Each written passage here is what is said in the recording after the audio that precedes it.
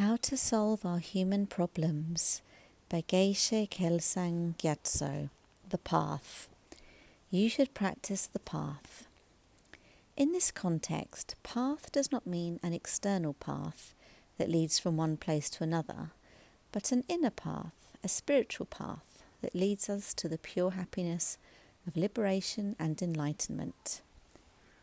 A detailed explanation of the stages of the path to liberation and enlightenment can be found in Transform Your Life, the New Meditation Handbook, and Joyful Path of Good Fortune.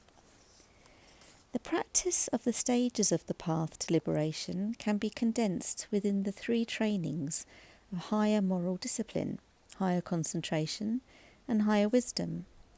These trainings are called higher because they are motivated by renunciation, a sincere wish to attain permanent liberation from the sufferings of this life and future lives. They are therefore the actual path to liberation that we need to practice. The nature of moral discipline is abandoning inappropriate actions, maintaining pure behaviour, and performing every action correctly with a virtuous motivation. Moral discipline is most important for everybody in order to prevent future problems for oneself and for others. It makes us pure because it makes our actions pure. We need to be clean and pure ourselves. Just having a clean body is not enough, since our body is not ourself. Moral discipline is like a great earth that supports and nurtures the crops of spiritual realizations. Without practicing moral discipline, it is very difficult to make progress in spiritual trainings. Training in higher moral discipline is learning to be deeply familiar with the practice of moral discipline, motivated by renunciation. The second higher training is training in higher concentration. The nature of concentration is preventing distractions and concentrating on virtuous objects. It is very important to train in concentration, as with distractions we cannot accomplish anything. Training in higher concentration is learning to be deeply familiar with the ability to stop distractions and concentrate on virtuous objects, motivated by renunciation. With regard to any Dharma practice, if our concentration is clear and strong, it is very easy to make progress. Normally our main problem is distractions.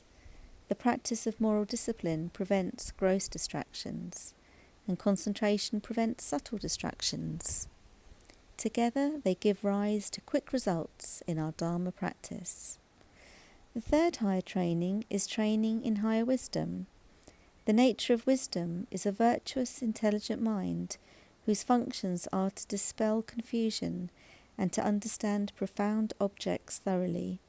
Many people are very intelligent in destroying their enemies, caring for their families, finding what they want and so forth. But this is not wisdom.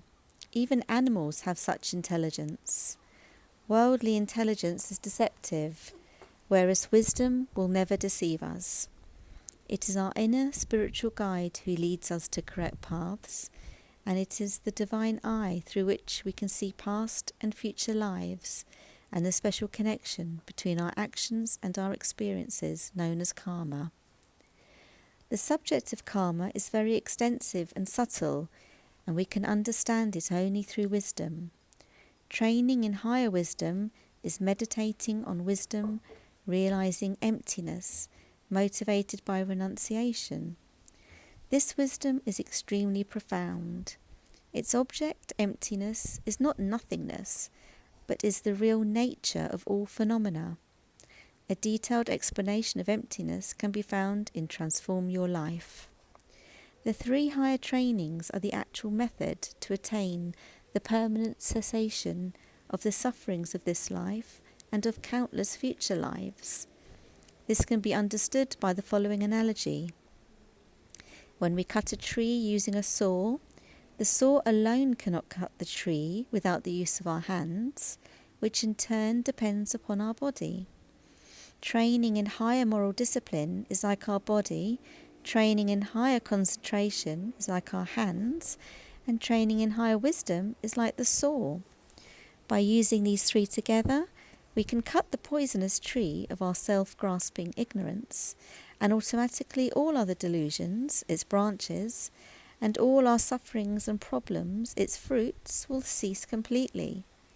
Then we shall have attained the permanent cessation of suffering in this life and future lives, the supreme permanent inner peace known as nirvana or liberation.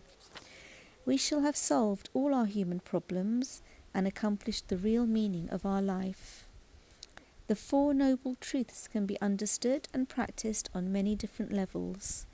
Directly or indirectly, all Dharma practices are included within the practice of the Four Noble Truths. Through the above instructions, we can understand in general how to practice them. We should also understand how to practice them with regard to particular sufferings, origins, cessations and paths. For example, the suffering of anger, its origin, which is anger itself, its cessation, the true cessation of the suffering of anger, and the path that is the practice of patience. This will be explained in part 2.